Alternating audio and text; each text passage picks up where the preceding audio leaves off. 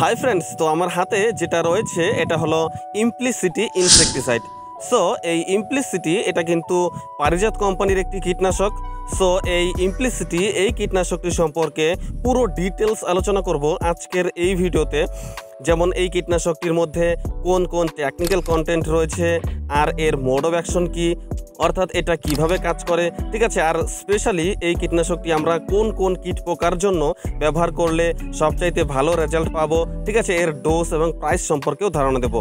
So ভিডিওটি সম্পূর্ণ দেখবেন। আর আমার চ্যানেলে যদি আপনি নতুন এসে থাকেন তবে এমনই আরও কৃষিকাজের উপরে ভিডিও পেতে চ্যানেলটিকে সাবস্ক্রাইব করে রাখুন, কারণ আমার এই চ্যানেলে আমি প্রতিনিয়ত এমনই কৃষিকাজের উপরে ভিডিও আপডেট দিয়ে থাকি। সো চলুন তাহলে এই পারিজাত কোম্পানির ইমপ্লিসিটি এই কীটনাশকটি সম্পর্কে জানা যাক। সো সবার আগে বলবো যে এর মধ্যে কোন কোন টেকনিক্যাল কন্টেন্ট দেওয়া রয়েছে, ঠিক আছে। এর মধ্যে রয়েছে ক্লোরোফেনপায়ার 240 গ্রাম পার এল এসসি ফর্মুলেশনে রয়েছে, ঠিক আছে। সো এই ইমপ্লিসিটি এই কীটনাশকটি কীট পতঙ্গের মাইটোকন্ড্রিয়ার শ্বাস প্রশ্বাসের প্রক্রিয়াকে বন্ধ করে, বিশেষ করে কীট পোকার কোষে অক্সিডেটিভ ফসফোরিলেশন প্রক্রিয়াকে বাধা দেয়, যা কীট পোকার কোষের শক্তি উৎপাদনের জন্য প্রয়োজনীয় এটিপি উৎপাদনকে বন্ধ করে। এর ফলে কীট পোকা শক্তি পায় না, ঠিক আছে, পোকার নড়াচড়া বন্ধ হয়ে যায় এবং এই কীটনাশকটি প্রয়োগের 48 থেকে 72 ঘন্টার মধ্যেই কিন্তু সেই পোকাটি মারা যায়। সো এটা কিন্তু এভাবেই কাজ করে। সো মার্কেটে কিন্তু এই পারিজাত কোম্পানির ইমপ্লিসিটি নাম ছাড়াও BASF কোম্পানির পাইরেট নামে কিন্তু এই একই টেকনিক্যালের কীটনাশক পাওয়া যায়। সো আপনার লোকাল মার্কেটে যেটা পাওয়া যায় আপনি কিন্তু সেটাই ব্যবহারে নিতে পারেন। তো ইমপ্লিসিটি এটা কিন্তু একটি broad spectrum and contact insecticide. এর মধ্যে কিন্তু স্টোমাক অ্যাকশন এবং ট্রান্সলেমিনার অ্যাকশন রয়েছে, ঠিক আছে। সো এই কীটনাশকটি ব্যবহার করে কিন্তু আপনি চুইং পেস্ট এবং সাকিং পেস্ট প্রায় সব ধরনের কীট পোকাকে কিন্তু আপনি নিয়ন্ত্রণ নিতে পারবেন, যেমন জীবাণু পোকা এবং চোষক পোকা, ঠিক আছে। এটা কিন্তু উভয় কীট পোকার জন্য কিন্তু আপনি ব্যবহারে নিতে পারবেন।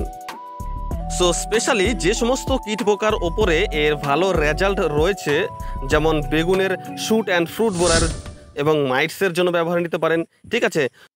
ছোলার পট বোরার, হেলিকোভার্পা আর্মিগেরা এবং মাইটসের জন্য ব্যবহার নিতে পারেন। মরিচের থ্রিপস, স্পোডোপটেরা লিটুরা, হেলিকোভার্পা আর্মিগেরা, ঠিক আছে। তুলোর স্পোডোপটেরা লিটুরা, মারুকা ভিট্রেটা এবং সেমিলুপারের জন্য আপনি এটাকে ব্যবহারে নিতে পারেন। কলাই এবং সয়াবিনের মাইটস, থ্রিপস এবং স্পোডোপটেরা এবং অন্যান্য কীট পোকার জন্য কিন্তু এটা আপনি ব্যবহারে নিতে পারেন, ঠিক আছে।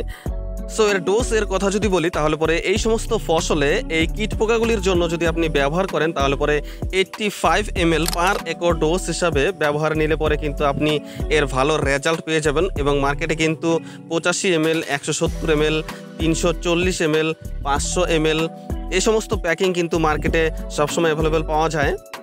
এবং আমার হাতে এখন যে প্যাকিংটি আছে এটা হলো 85 ml এর একটি প্যাকিং, এবং এই প্যাকিংটি প্রাইস দেখুন এখানে দেওয়া রয়েছে 816 টাকা, ঠিক আছে। আপনি কিন্তু আপনার লোকাল মার্কেটে এর থেকে আরও কমেই কিন্তু পেয়ে যাবেন, কারণ জায়গা অনুসারে কিন্তু এদের দাম কম অথবা বেশি হয়ে থাকে। সো আপনি কিন্তু এর চাইতে অনেক কমেই কিন্তু আপনার লোকাল মার্কেটে পেয়ে যাবেন। এবং এই ইমপ্লিসিটি এই কীটনাশকটির রেন ফাস্টনেস হলো 4 আওয়ার, অর্থাৎ এই কীটনাশকটি স্প্রে করার 4 ঘন্টা পরেও যদি বৃষ্টি হয় তারপরেও কিন্তু আপনি এর সম্পূর্ণ 100% রেজাল্ট কিন্তু আপনি পেয়ে যাবেন। সো আশা করি আজকের এই ছোট্ট ভিডিওটির মাধ্যমে পারিজাত কোম্পানির এই ইমপ্লিসিটি এই কীটনাশকটি সম্পর্কে কিছু তথ্য দিয়ে সাহায্য করতে পেরেছি।